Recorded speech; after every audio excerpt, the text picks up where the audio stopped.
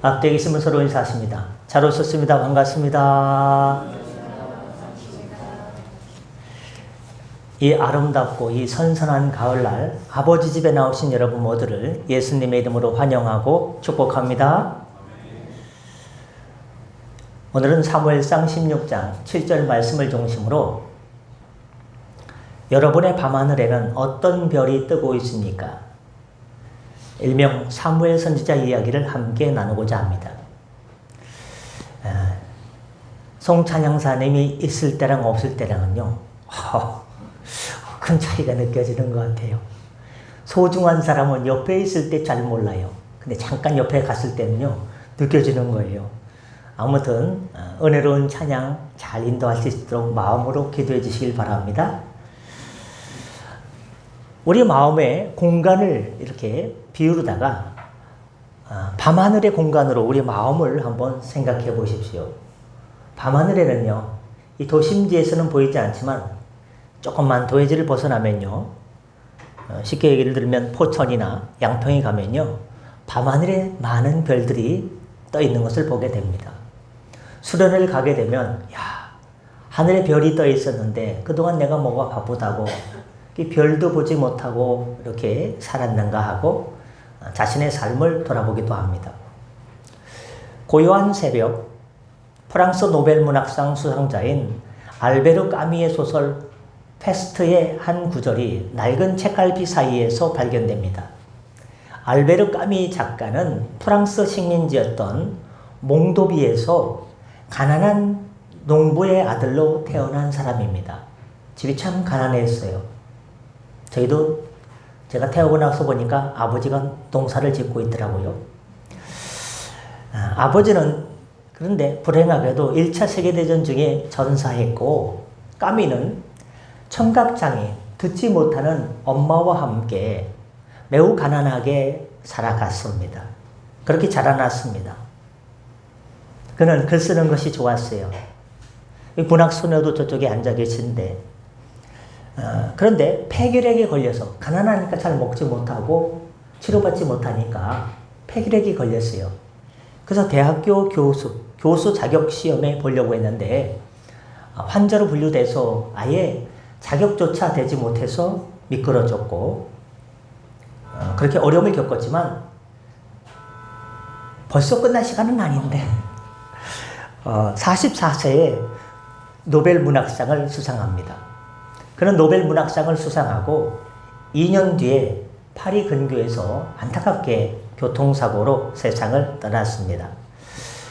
어려운 가정 형편에서 힘들게 자라났는데 이렇게 노벨 문학상을 받고 이제 좀 살 것 같은데, 이제 좀 누리면 되는데, 이제 자신의 한을 삭히면서 사랑도 받고 살만한데 교통사고로 이렇게 안타깝게 떠난 사람이 알베르 까미라는 작가입니다.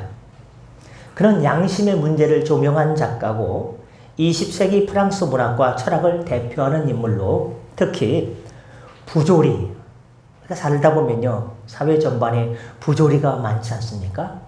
이 부조리에 대해서 분노하는 공분을 일으키고 또 사람들이 거기에서 반항하지 않습니까? 네팔 보십시오.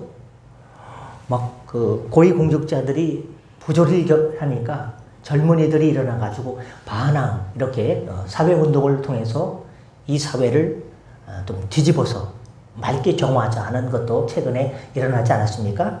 과격한 걸 좀 빼면 좋았겠지만, 인간의 실존 문제, 왜 우리가 살아가는 세상은 공평하지 아니한가?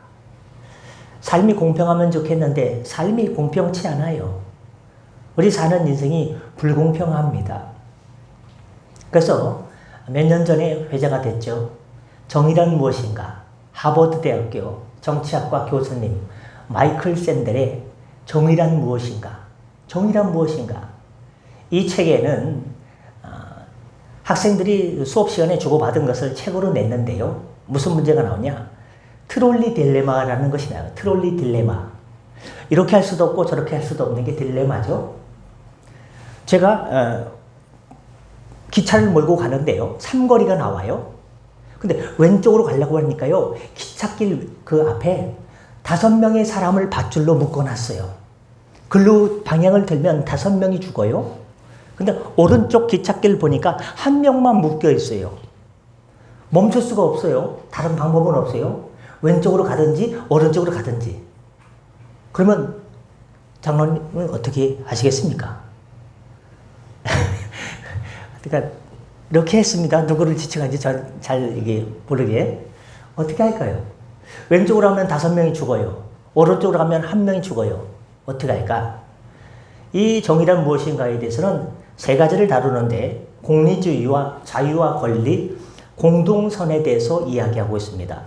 그래서 최대 다수의 최대 행복을 위해서 그래도 1명이 죽는 것, 5명이 죽는 것, 5명이 죽는 것보다는 1명이 죽는 게 낫지 않냐.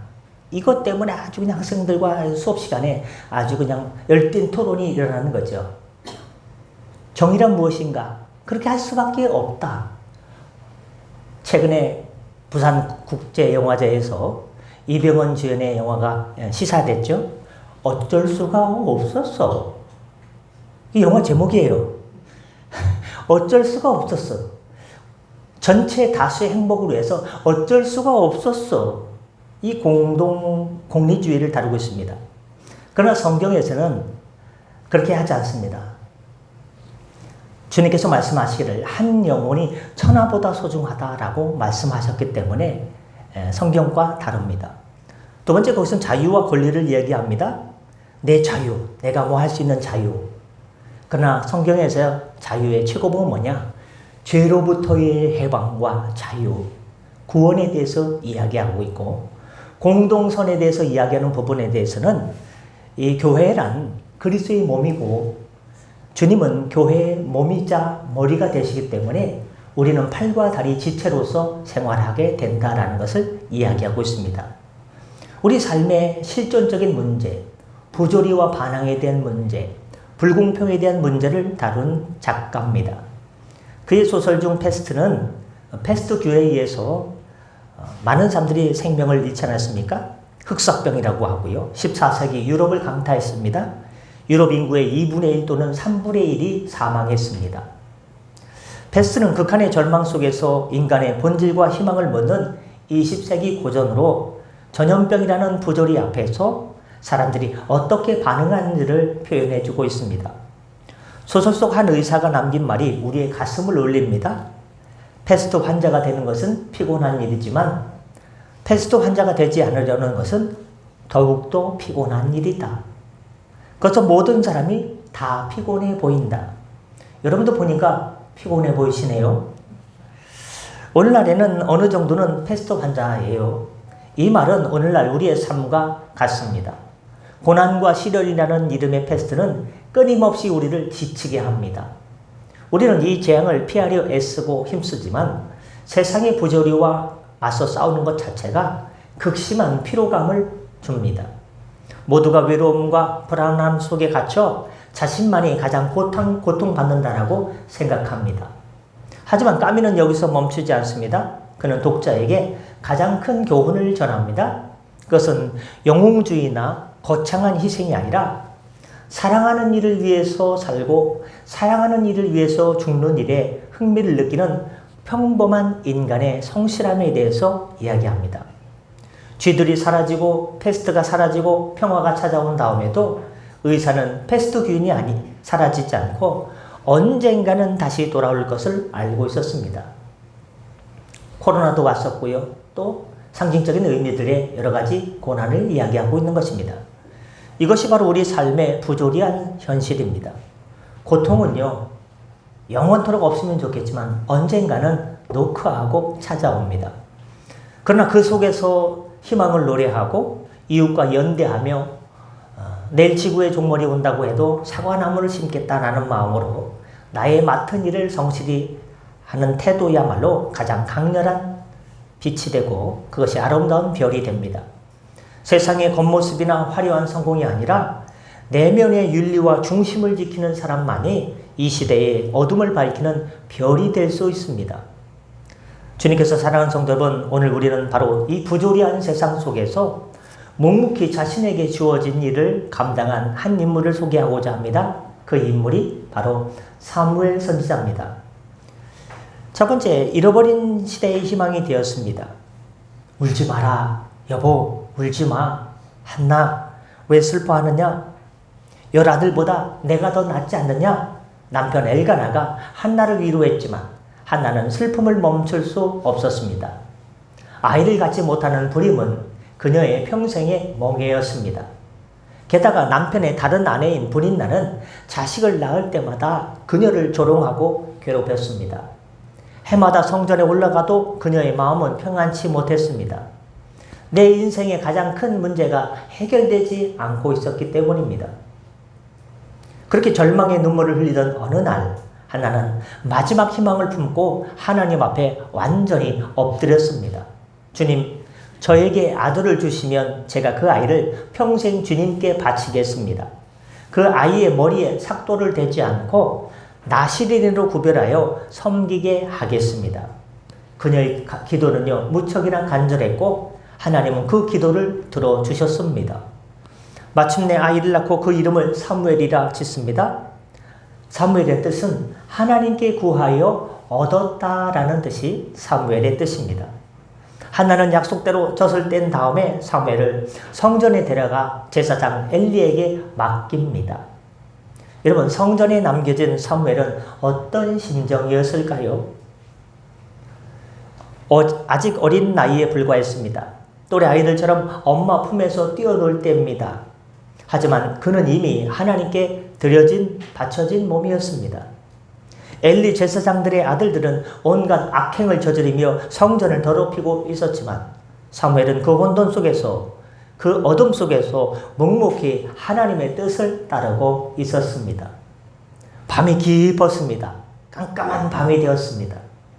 사무엘은 성소 안에서 잠을 청하고 있었습니다. 그때 귀에 낯선 목소리가 들려왔습니다. 사무엘아, 사무엘아. 사무엘은 엘리 제사장님이 부르는 줄 알고 달려갔습니다.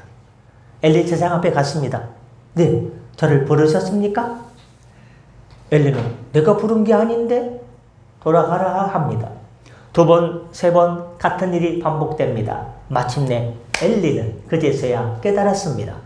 아, 내가 너를 부른 게 아닌데 너는 자꾸 나한테 와. 이게 어떻게 된 일일까?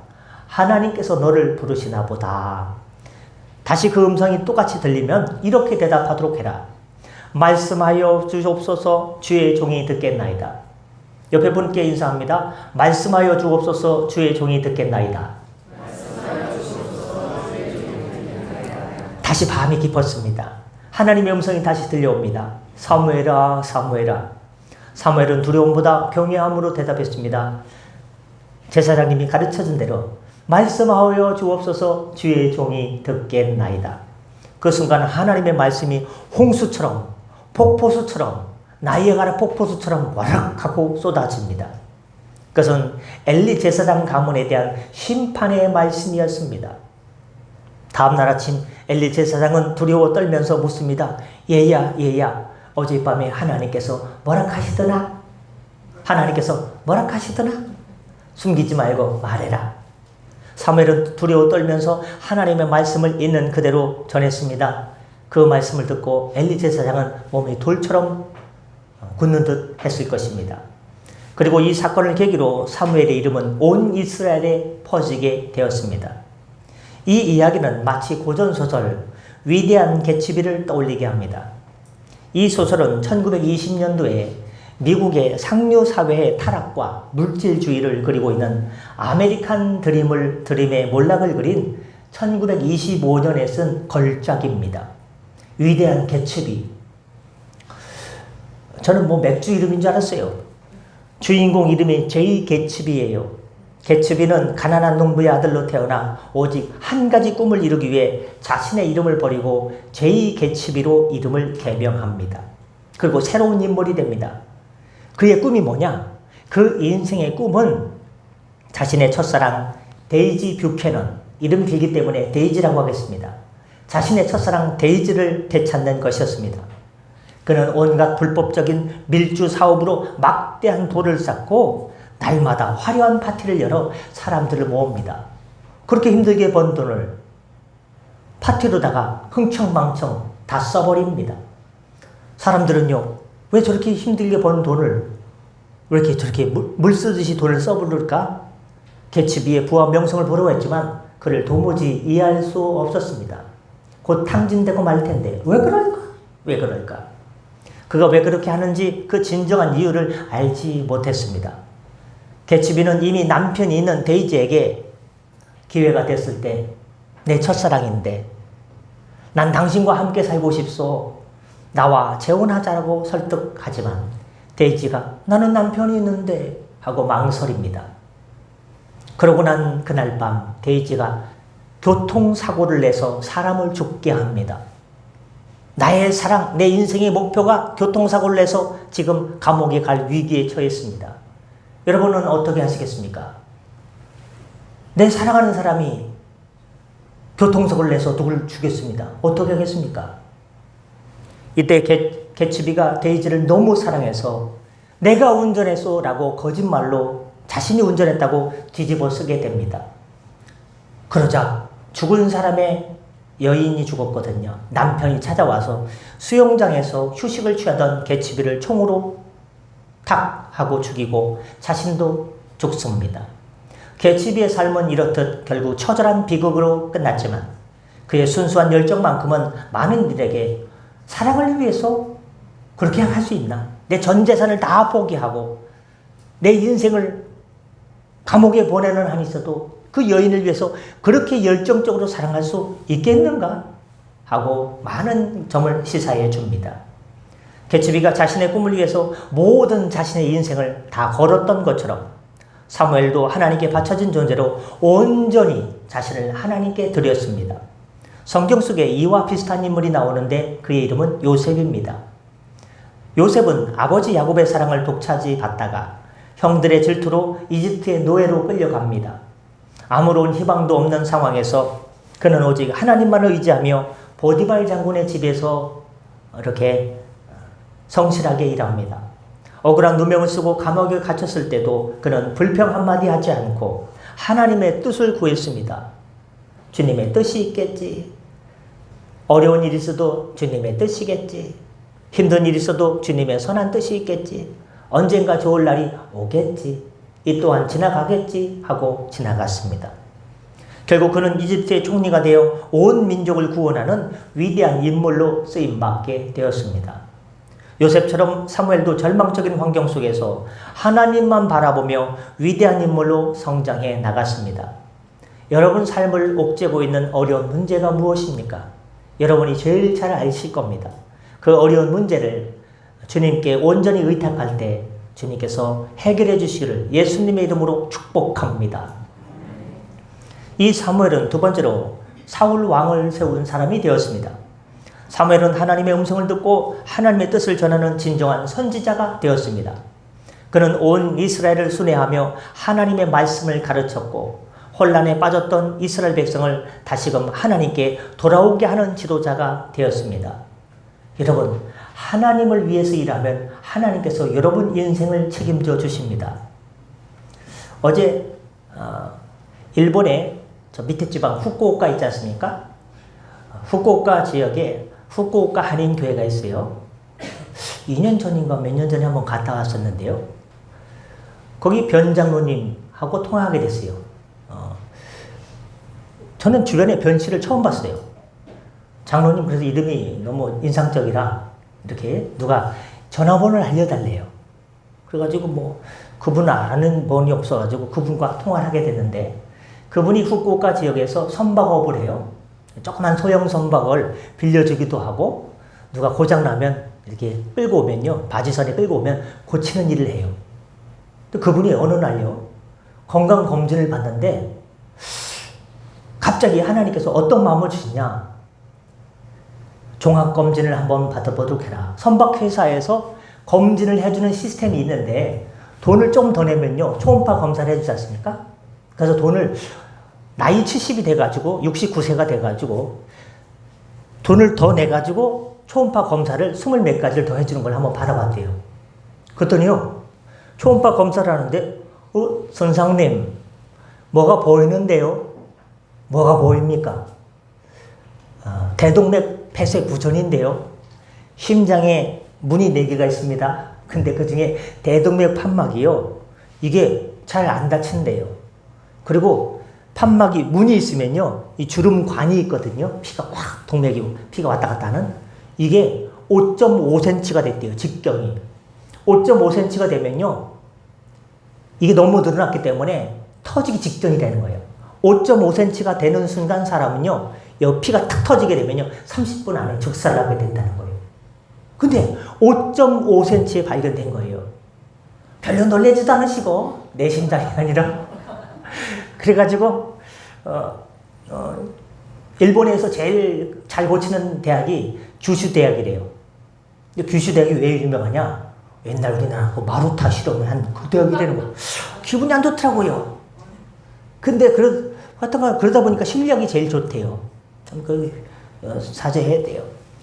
그 규슈 대학에서요, 이 11시간 동안 가슴을 이렇게 절개해가지고, 왜냐하면 판막만 가는 게 아니라, 돼지 판막만 가는 게 아니라, 이 관을 가는 수술하기 때문에 11시간 동안 죽다가 살아났대요.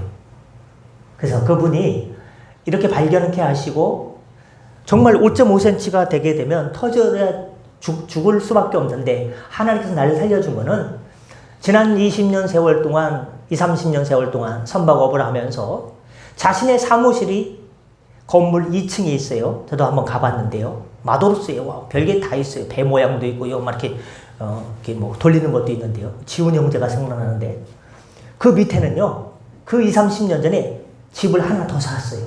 왜 더 샀냐? 선교사님들이 일본에 오면요. 머무를 데가 없어요. 숙박비가 비싸지 않습니까? 그래서 30년 전에 자기 사무실을 사면서 건물 밑에 침대가 2개 있고 10명이 잘 수 있는 그 게스트 하우스를요. 자기 집을 위해서가 아니라 선교사님들 주무시라고 그걸 샀어요. 그 당시에 돈이 없었겠죠. 그렇게 30년 동안 선교사님들 일본에서 아니 아프리카에서 남미에서 오시는 분들 한 달이고 2달이건 공짜로 머무르십시오 하고서 섬기는 사역을 계속했어요. 근데 하나님께서 70세 다 돼서 더 오래 살아야겠다 너는 주님의 귀한 일을 했으니까 내가 살려주마. 마치 그런 것처럼 발견케 하시고 잘 수술되게 하셔서 이전보다 더욱더 건강하게 다닌다고. 우리 교인들 있으면 누구든지 얘기만 하시면 숙박비는 제가 얘기해서 여러분 후쿠오카 가면은 몇 날 관심을 보이는데요. 김 집사님 같이 가십시오. 그 가서 그 우동 한 그릇만 사시면 몇 날 며칠 동안 한 달 동안 쉬다 오십시오. 공짜니까. 그분 말이 거짓말 하는 분이 아니고요. 정말 그렇게 하는 분입니다. 하나님께서 살려주시더라. 주의 사역을 감당하니까 가난한 선교사님들 부자는 안 받는데요. 부자는 다 호텔 가요. 가난한 분들 다 이렇게 20년간 숙박비 다 안 받고 섬겼더니 주님께서 그에게 귀한 주의 일을 더 감당하라고 사명을 주시니까 더 연장시켜 주시는구나 깨닫게 되었습니다. 이런 사명을 잘 감당했던 사람이 바로 사무엘 선지자입니다. 여러분, 하나님은 이스라엘 첫 번째 왕으로 사람들이 왕을 달라고 하자 사울을 선택했습니다. 사울은 다른 사람보다 어깨 위만큼 더 훤칠하고 준수한 외모를 가졌습니다. 사람들은 그의 겉모습에 열광했습니다. 사무엘은 사울의 머리에 기름을 붓고 왕으로 세웁니다. 그러나 사울의 통치는 사무엘의 기대와 달랐습니다. 그는 하나님의 명령에 불순종하고 자신의 욕심을 채우는 데 급급했습니다. 아말렉과의 전쟁에서 모든 것을 진멸하라는 하나님의 말씀을 어기고 좋은 전리품을 가지고 자기 것으로 만들려고 했습니다. 그때 하나님의 음성이 사무엘에게 들립니다. 내가 사울을 왕으로 세운 것을 후회한다. 사무엘은 그날 밤새도록 하나님께 기도하며 울었습니다. 그에게 사울은 자신이 주의 뜻대로 기름 부은 왕이자 이스라엘의 희망이었기 때문입니다. 하지만 하나님은 사울을 버리시고 새로운 왕을 세우라고 말씀합니다. 이 대목은 마치 고전소설 지키닐 박사와 하이드를 떠올리게 합니다. 이 소설은 스코틀랜드 작가 로버트가 1866년에 쓴 중편소설입니다. 이 작품은 인간의 내면에 숨겨져 있는 선과 악이라는 이중인격을 다룬 고전소설입니다. 주인공 지킬 박사는 뛰어난 의사이자 신사였지만 자신의 내면에 숨겨진 악한 본성을 분리하기 위해서 약물을 개발합니다. 이렇게 실험실에서. 그걸 마시면,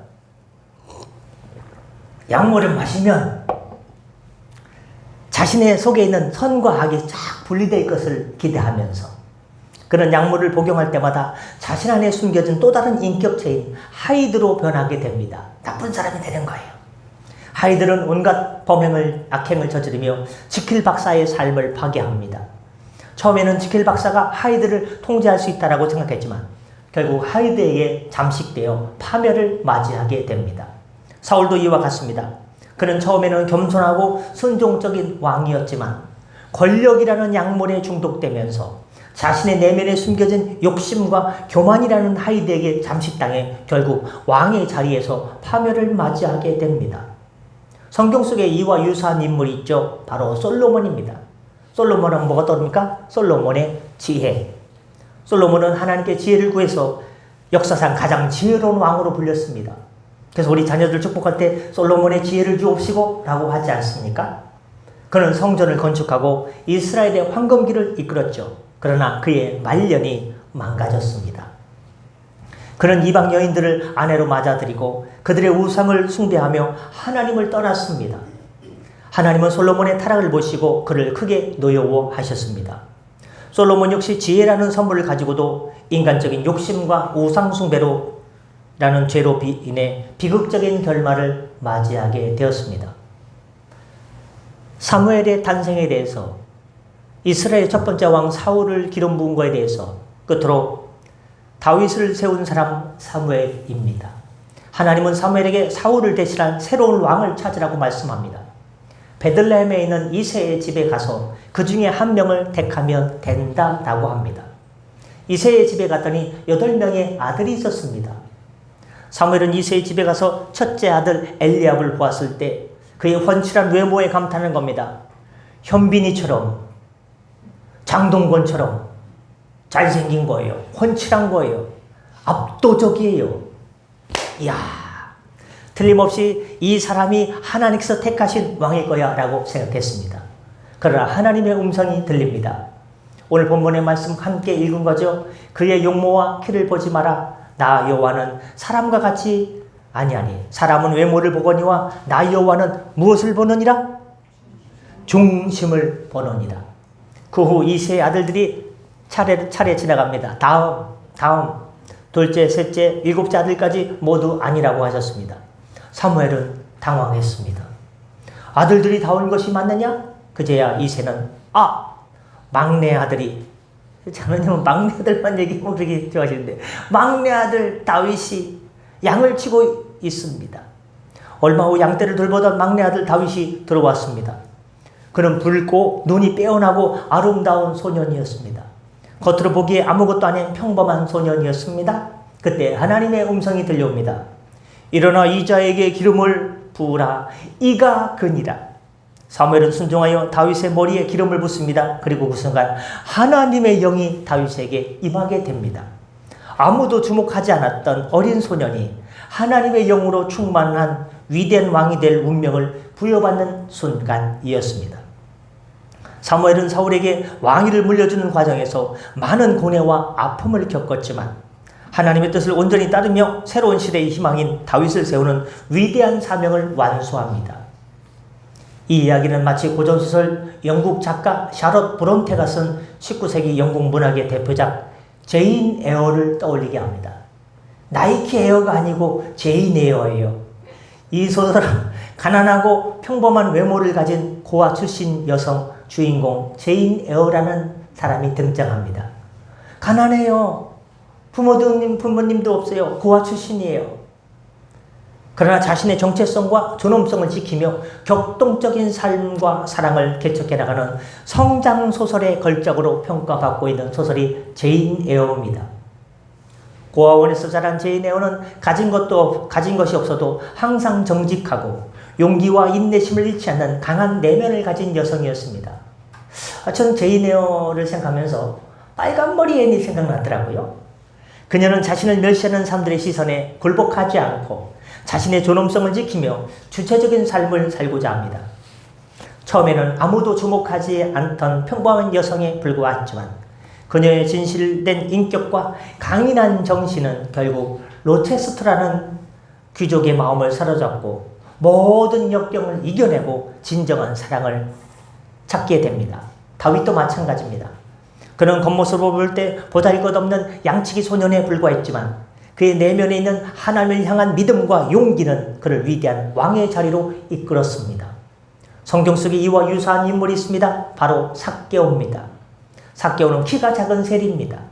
사람들은 그를 죄인 취급하며 매국노 취급했습니다. 멸시했습니다. 하지만 예수는 무리 속에서 그를 주목하셨고 삭개오야 속히 내려와라. 오늘 내가 내 집에 유하여야겠다라고 말씀합니다. 사람들은 삭개오의 겉모습을 보았지만 예수는 그의 간절한 마음을 보셨습니다. 그날 삭개오의 삶은 완전히 변화되었습니다. 말씀 마치고자 합니다. 오늘은 거룩한 복된 주일이면서 참 가슴 떨리는 날입니다. 오늘이 무슨 날입니까? 지난 5월 말부터 6, 7, 8, 9월? 지난 넉 달 동안 구리시 기독교 연합회 연합 집회가 있는 날입니다. 원래는 어제 오늘이었는데 야외에서 하려고 하다가 한강시민공원에서 하려고 하다가 10,000명이 온다 15,000명이 온다 우리 꿈도 많이 갖고 기도도 많이 했는데 변수가 너무 많았습니다. 지원도 있다고 했다가 없다고 했다가 하여튼간 살 떨리는 네 달이었습니다.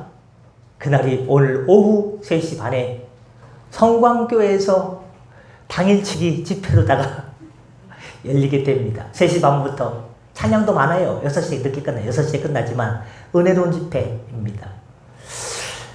어떻게 됩니까? 참 지난 몇 달이요. 주마등처럼 쫙 지나갑니다. 어떻게 될지 모르겠어요. 얼마나 올지 모르겠어요. 그러나 주님의 은혜가 있을 줄 믿습니다. 왜?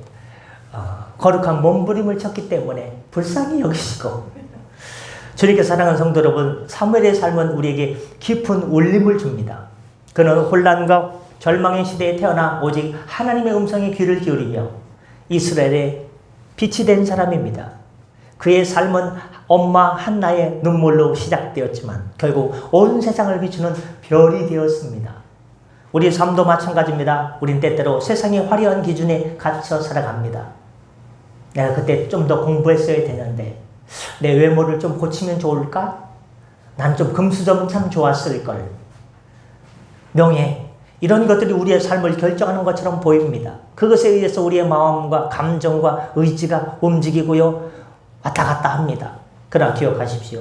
하나님은 우리의 외모나 세상적인 성공이 아니라 조건이 아니라 우리의 마음 중심을 보십니다. 여러분의 마음 중심을 보고 계십니다. 지금 여러분의 삶은 어떻습니까? 어둠 속에 홀로 있는 것처럼 느껴지십니까? 절망의 눈물을 흘리고 계십니까? 내가 제일 고생하고 있다고 생각하십니까? 그렇다면 오늘 사무엘처럼 기도하십시오. 말씀하옵소서 주의 종이 듣겠나이다. 하나님은 지금도 여러분의 이름을 부르고 계십니다. 그 부르심에 순종할 때 여러분의 삶은 어둠 속에서 빛나는 별이 될 것입니다. 여러분의 삶이 사무엘처럼 하나님의 뜻을 이루는 위대한 인생이 되기를, 그리하여 이 시대의 희망으로 우뚝 서기를 우리 구주 예수님의 이름으로 간절히 축원합니다. 기도하겠습니다. 사랑과 은혜가 풍성하신 하나님 아버지, 사무엘의 삶을 통해 귀한 깨달음을 주시니 감사드립니다. 세상의 소음 속에서 주님의 음성을 듣게 하시고 외모가 아닌 중심을 보시는 주님 앞에 정직하고 겸손하게 서게 하여 주옵소서. 우리를 이 시대의 사무엘로 삼아 주셔서 주님의 부르심에 온전히 순종하며 세상에 빛이 되는 삶을 살게 하여 주옵소서. 이 모든 말씀 우리를 사랑해 주시는 위대한 구세주 예수 그리스도의 이름으로 간절히 기도드렸사옵나이다. 아멘. 주신 말씀 기억하면서 찬송가 304장 부르시면서 준비하신 점을 하나님께 드리겠습니다. 찬송 304장입니다.